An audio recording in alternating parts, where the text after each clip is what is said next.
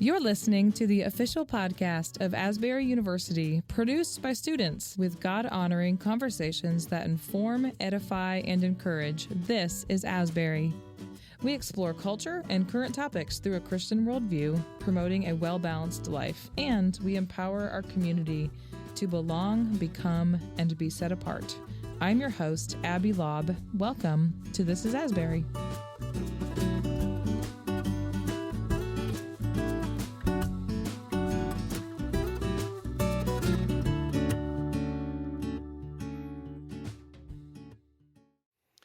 We went to this marriage conference, and afterwards I went up to one of the speakers and I said, "You know that part where you tell us to love our wives like Christ loved the church?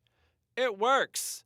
Our marriage was terrible. Terrible. Things had been rocky for quite some time, but then things just got colder and colder and... Colder. Yeah.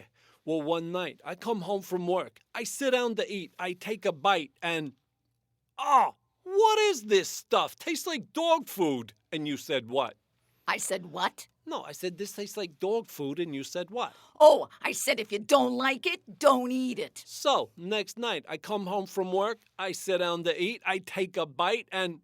what is this stuff? Well, last night you said my meal tasted like dog food, so I wasn't going to waste my time making anything special for you. So what is this? It's dog food with bits of real beef. Things were pretty bad. They were bad. I got this free registration to this marriage conference. I thought, hey, it's free. What can it hurt? I ended up giving my life to the Lord. Tina here, on the other hand, hated it. I walked out. Right in the middle of the women's session, came and found me in the middle of the men's session, told me to take her home. And he did. But then I went back and I finished the weekend by myself. Weeks passed, months passed. I asked her to forgive me. I was working hard to love her and to serve her. The schmuck won my heart. Yeah, I did. We started going to church, started going to a Bible study, and eventually Tina asked Jesus to become Lord of her life. That was good. So here we are, 1 year later. And just because I love him, I took a cooking class. That was fantastic. Well, that really was Professor Carol Anderson Shores and Dr. Jim Shores of Asbury. Welcome, you guys. That was fantastic. Thank you. Thank you. Tell me what we just heard. What kind of work do you all do outside of Asbury? Well, we have a professional Christian theater company, and we have written material and toured for what, Carol? A lot of years. A lot of longer than we care to admit. Yeah. It's called Acts of Renewal. Yeah. And we look at that title because theater used to glorify God, that is just good quality story, can be embedded with truths that renew the heart, give us fresh perspective, make us laugh, and do good. Yeah. Yeah. You've been married for a lot of years too, right? How long have you been married? 31 years. Wow. Do I have that right? Yep. Fantastic. So we did our first national conference a week before our wedding, and we do not recommend that to anyone. Yeah, and it was on the other side of the country too. Yeah, That's so great. But this was we're both actors, we're both writers, and this was an outgrowth of us coming together, and it was just really what God gave to us, honestly. Just really calling. Yeah. Yeah. So you're teaching at Asbury. You're doing these marriage retreats and conferences and helping people basically learn to communicate better with their spouses. Ultimately, that's what it boils down to. Is that correct? Yeah, we do that. We have a big focus on encouraging couples because there's a lot of discouragement right now for the worth of marriage, just move on kind of thing. And we look at what is the blessing of marriage and try to really speak into couples' lives in a great way of encouraging through theater, through speaking. We combine both our performances. We weave them into speaking at date nights and retreats and things like that. Yeah. And, our big thing is get them to laugh, get them to relax, get them to talk to each other, and rediscover each other in new ways. I was going to say we've had some wonderful opportunities. We have written for Family Life for a long time now. We've written for and performed for Focus on the Family. And for a time, they were doing these huge sports arena events, and especially Family Life, like Rekindling the Romance, and I still do conferences. And you would get these, sometimes I think the largest audience we had was 19,000 people, like Wow. in Chicago, where the Bulls play. And it was so amazing to see this arena packed with married couples working, trying to work on their marriage. And some of them would literally write in later after the conference and say, we had the divorce papers out on the kitchen table. Wow. And this conference was a last-ditch effort. And if it didn't help, we were just going to go home and sign them. And, of course, they're writing this letter to say we did not sign them, right? And so that first piece that you just heard was an actual letter that was sent in. No. Yes. And I read That's that, hysterical. and I thought, oh, my gosh, we could turn this into something. So we did. Someone actually fed their husband dog food for dinner. Yes. Yes. 100%. Yeah. No, that's great.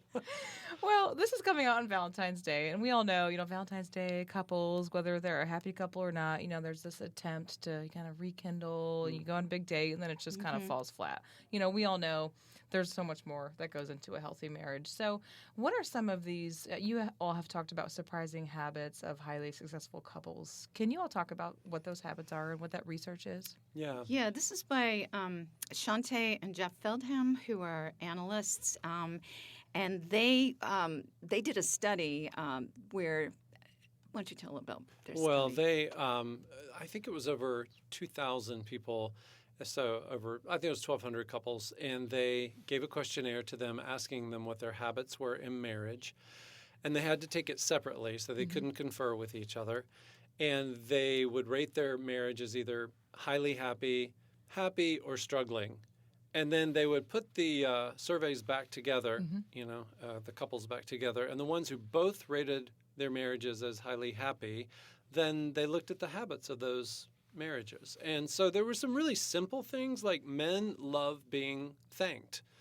That's like the number one Wow. across whether they're highly happy or struggling. That was the number one thing that men appreciated. Yeah, so you see what they did, you notice, and you say thank you. And you don't say thank you, but did you do this? It's just a thank you, full stop.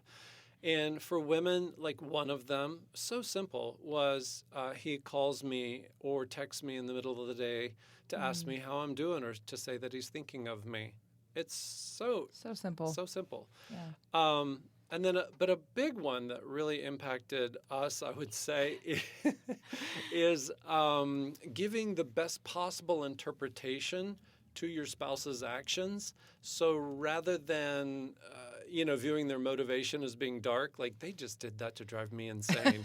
They have been put on earth and they married me to make me crazy.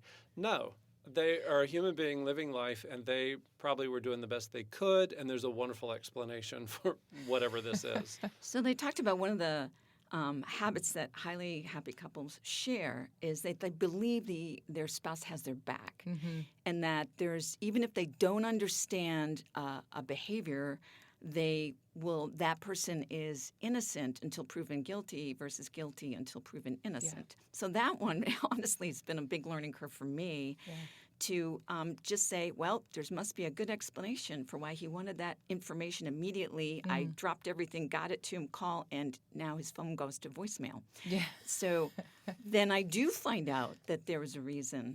Yeah.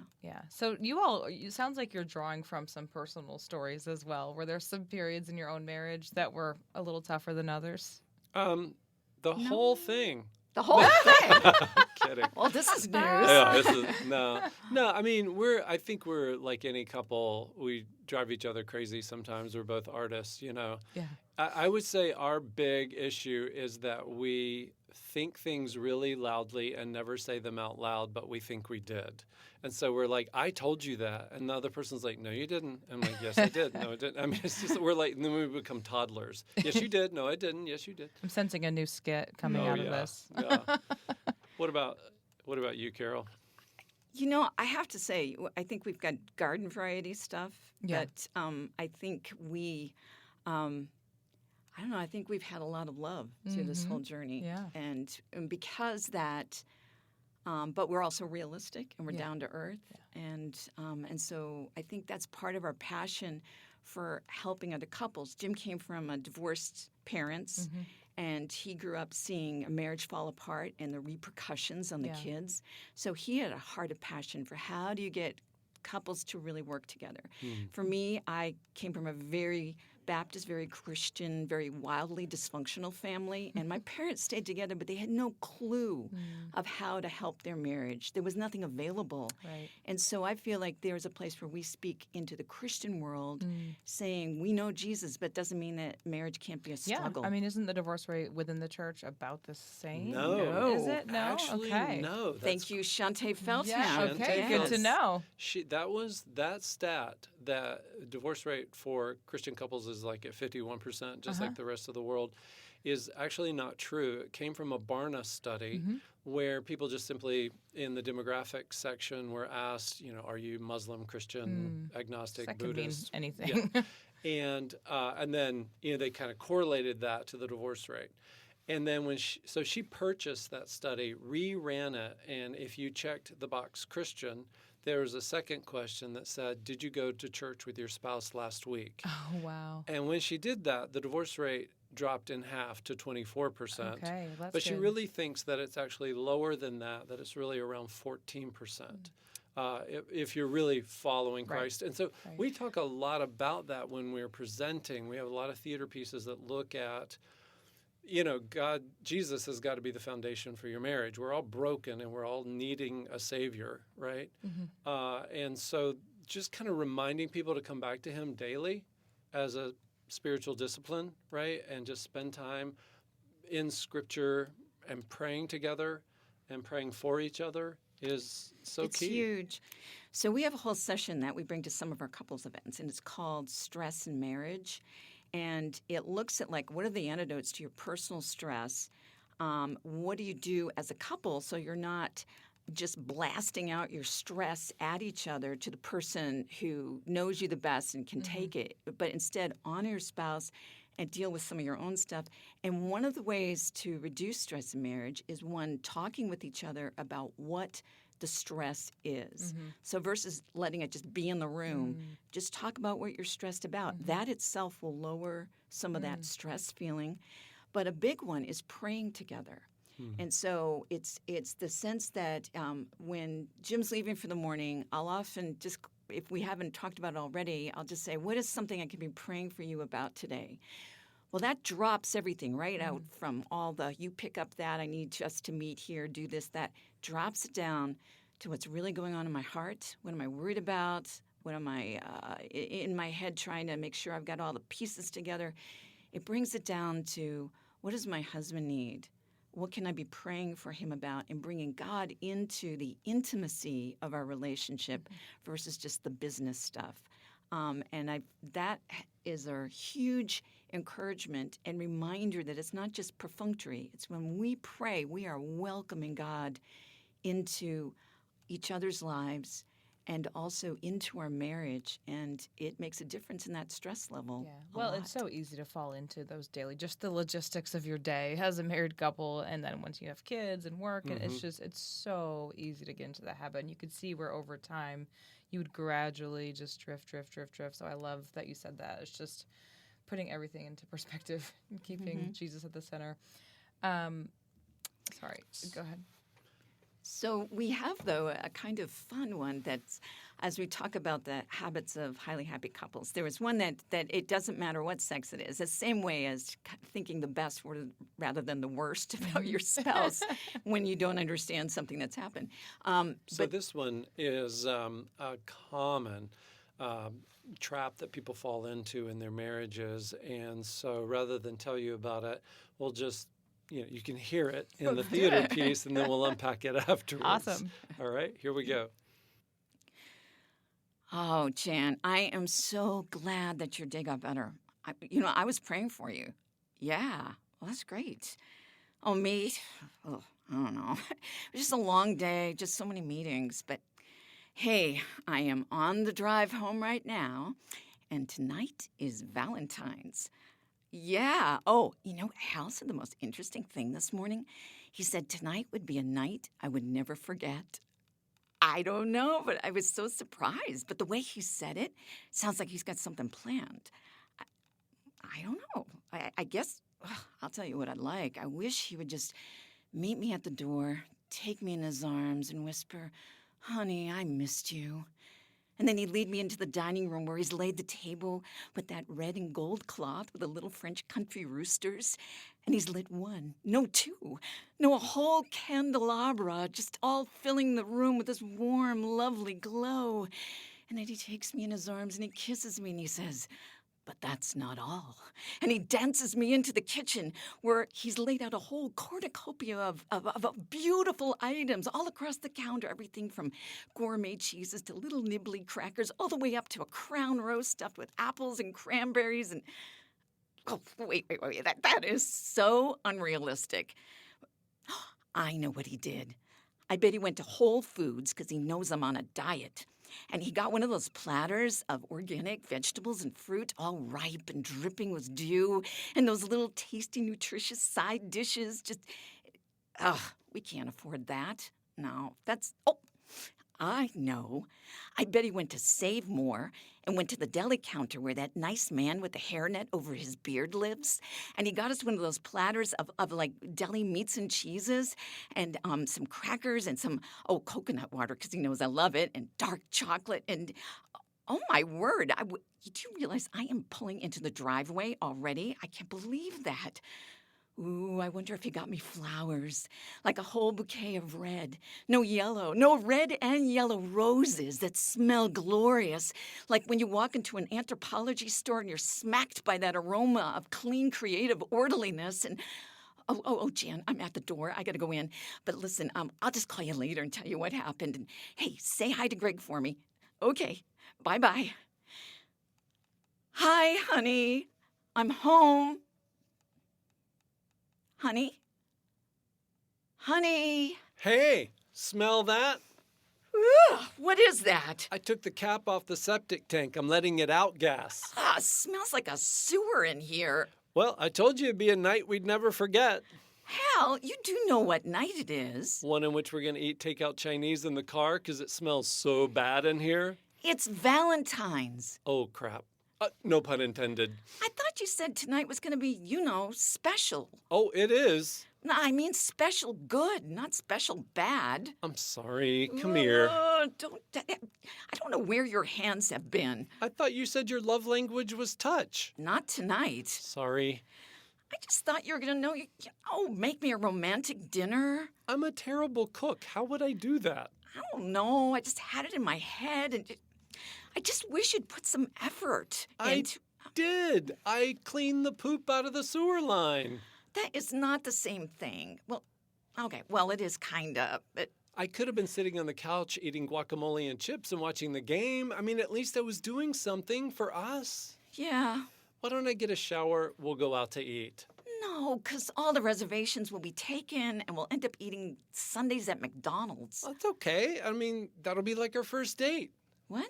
Yeah, our first date, Sundays at McDonald's. Oh, that's right. I remember you had on these tight jeans and this white T-shirt, and you got a blob of chocolate right here on your chest, and I instinctively reached out to dab it with my napkin. And I about knocked you off your chair. It was pretty awkward. But it was funny. Oh, my gosh, you were so funny. Was I?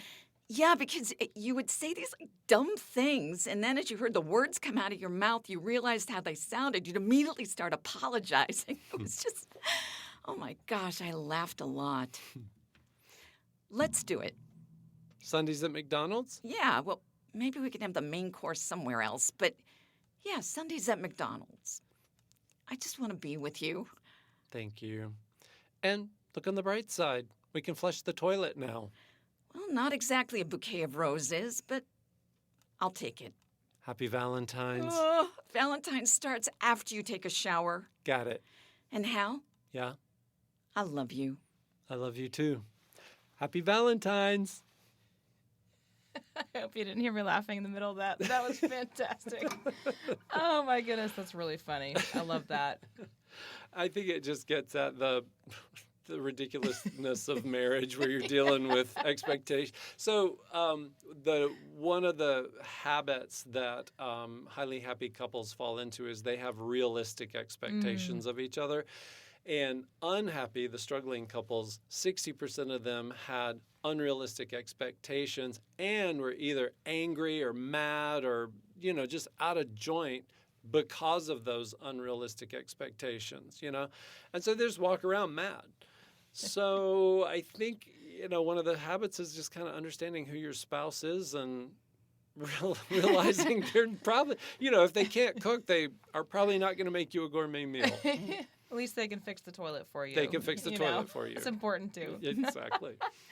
There are some other habits you all had talked about recently that stuck out to me. Of course, you talked about praying together. You talked about observing the Sabbath together. Yeah. Can you talk about that a little bit?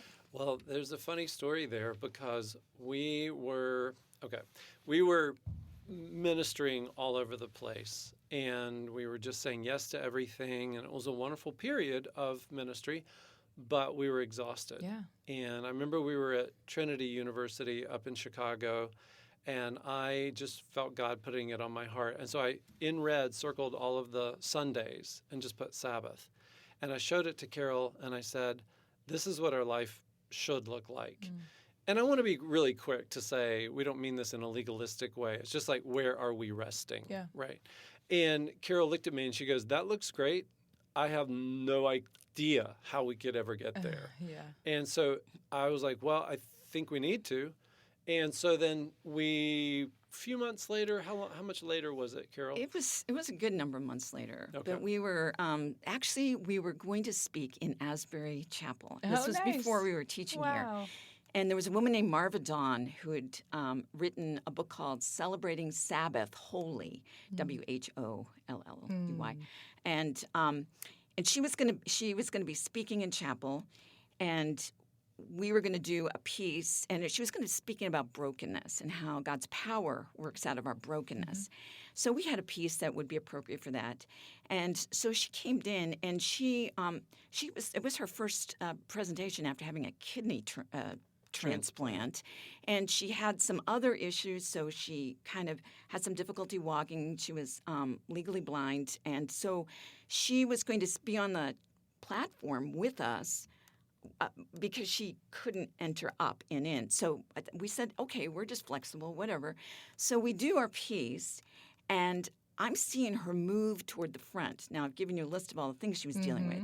I'm thinking, how in the world is she going to hold the attention of this packed chapel of students? College students, yeah. And so she just kind of, I will use the word kind of schlepped her way to the front, stay for a moment, takes a breath, and starts quoting scripture. And the power that filled the room. And you could have heard a pin drop. Everyone is just like listening, because out of this woman came the power of God. And so I want to know, like, how does that work? Now, I knew it was the Lord, but how? What's she doing?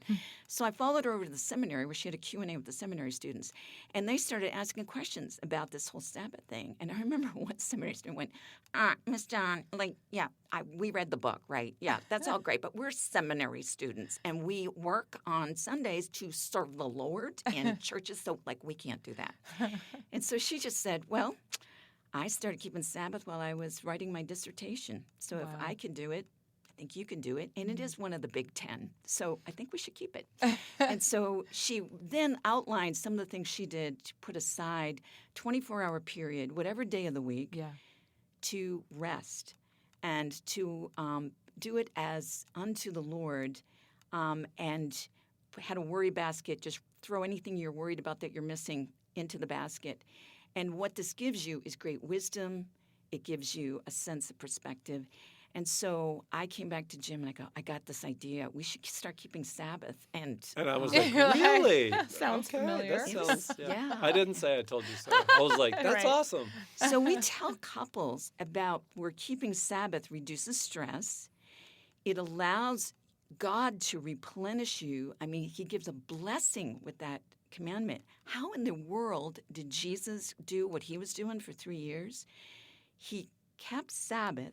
He made it clear it was the spirit of the Sabbath, not legalistic, but yet that was something he kept that I think blessed him and enabled him. So that's what we talk to couples about, and it seems to really resonate. It does, because couples, part of the backbiting comes from the stress, and the stress comes from never stopping.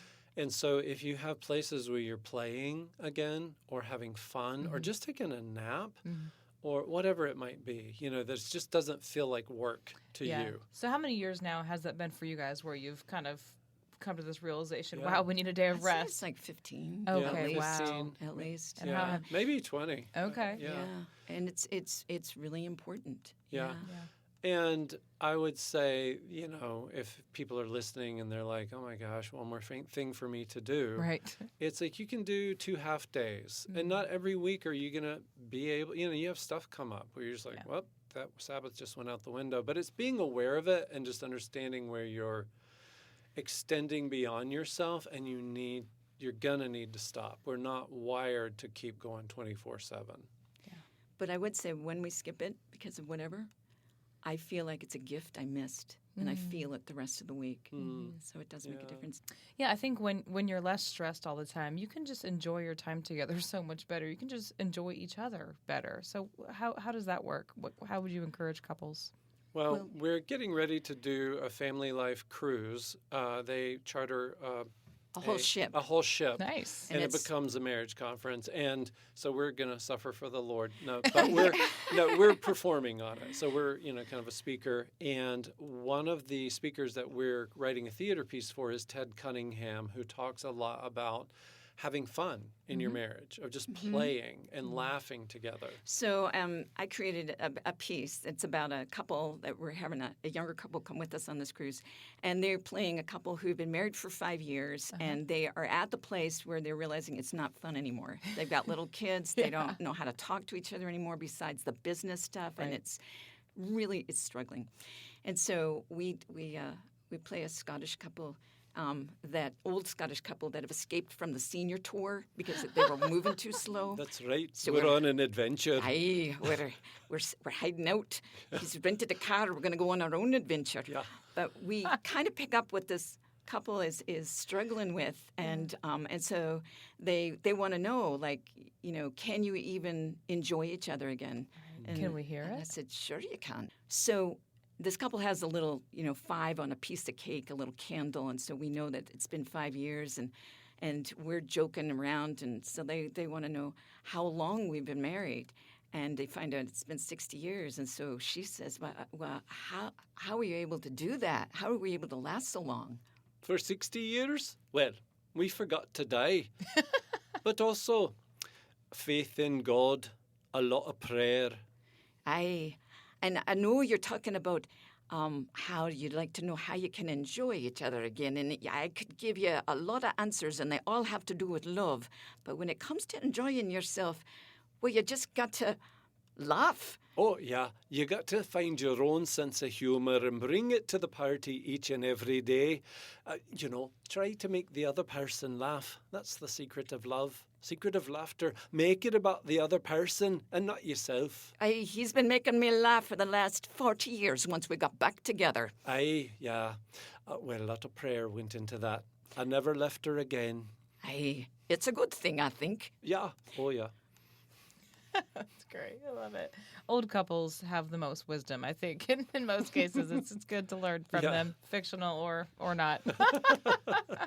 Well, let's close with this, guys. You touched on a few things that I just want to hit really quickly. So you both said how at different times in your marriage, God told you need rest. And I think that's another thing couples a lot of times fail to recognize. Like, I think we expect there to just be this like lightning bolt that's going to hit us both at the same time. This is what you have to do. But really, it could be more subtle than that. You both sort of came to that realization at a different time and then came together. Yeah. And I think one of the, I think a big thing that we try to bring throughout all that we do with ministry is about how we can't make the other person change.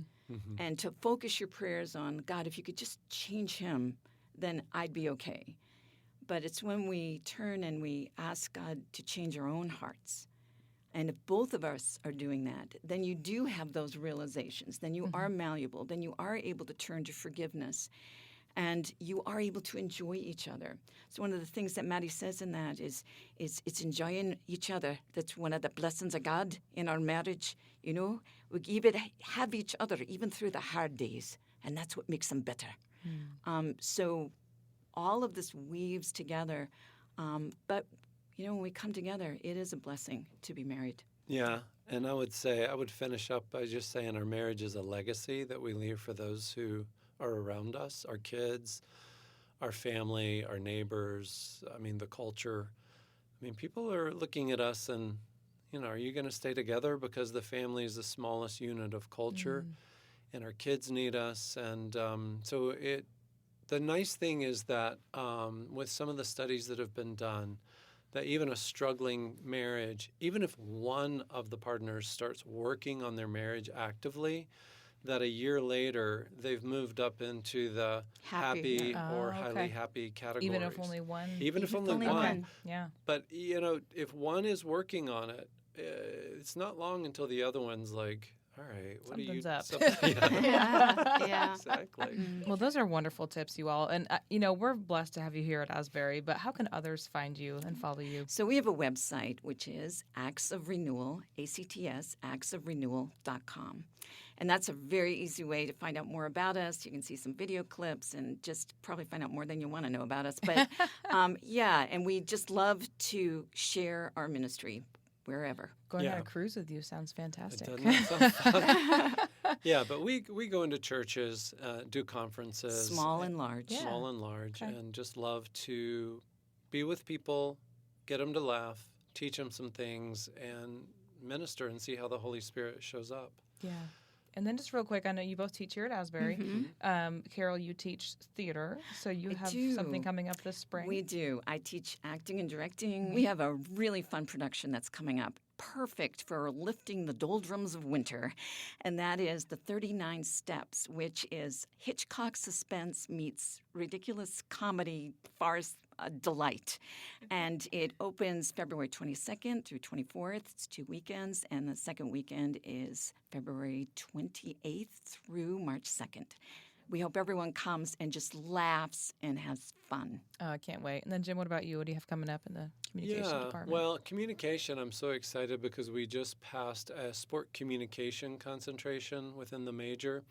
And so we have a big athletic program here, such a good athletic program. And so this trains people to be kind of the sports communication specialist in any situation. They're the go-between, they're the glue of the organization communication-wise. And it's going to allow some students who maybe aren't going to play professional sports, but they want to stay in the sports world as their career choice, but they're good at communication, they're good at writing, they like people. This gives some wonderful training and provides that space for people career-wise. Yeah, that's great. Well, Asbury is definitely the place to do that for sure. So they can go to the Olympics. There's a lot of things they can do.